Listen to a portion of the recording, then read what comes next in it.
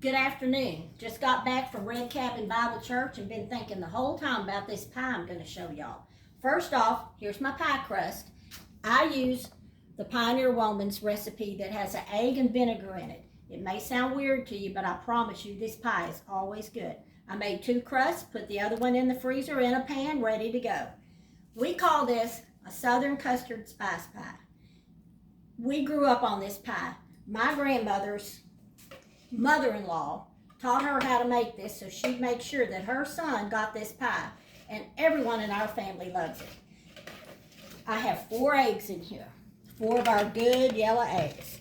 I'm going to put, this is how it came to me, 1/3 of a stick of butter, and you chop it up real good in little pieces.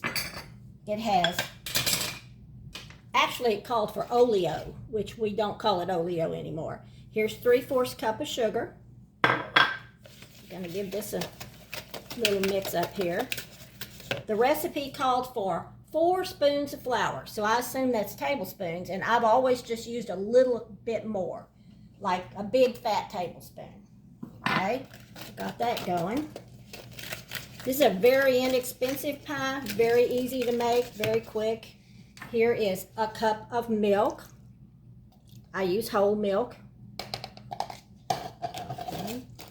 This is almost all that's in it except for the spices.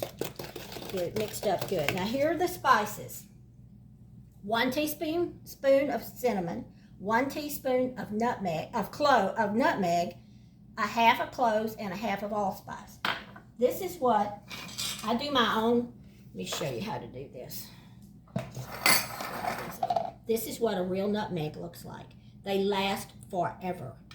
You just grate it. You put it on here and you grate it. I've already put some in here. It's supposed to be a whole teaspoon.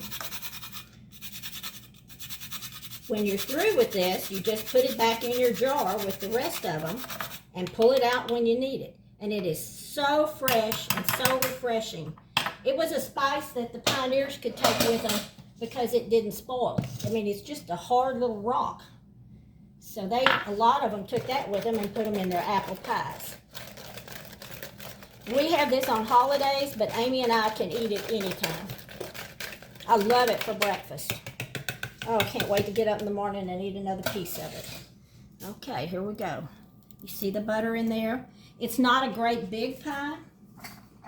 Sometimes if I'm having a big crowd, I make it 1 1/2 and put it in a great big crust. Don't want to waste any of that. See the butter? That will melt. We're going to put it in a 350-degree oven, and when it gets done, you come back and we'll have a piece of it for ourselves. Look at this pie. It's out of the oven. I cooked it about more close to an hour. The recipe says 45 minutes, and you can see how this crust is so wonderful. That's the best recipe I ever had.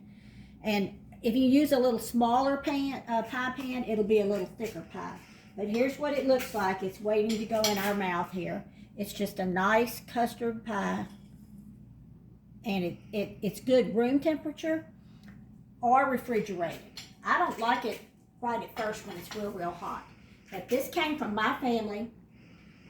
They lived in Carroll County, Mississippi. I don't know where it came from to them, but anyway, this was my great-grandfather's grandmother's recipe. And I want to thank all of you for your comments. Gosh, it's just been wonderful talking to people from all over the world, actually. And my internet is not good. Sometimes Amy has to answer for me, but I'm going to get some more internet. Or a better internet anyway, so I can answer all your questions. Try this pie. This is a very inexpensive pie, which is probably why it was developed in the first place with things on the farm, just eggs and milk and sugar and spices. Thank you for watching. I really appreciate it. And remember to trust in Jesus.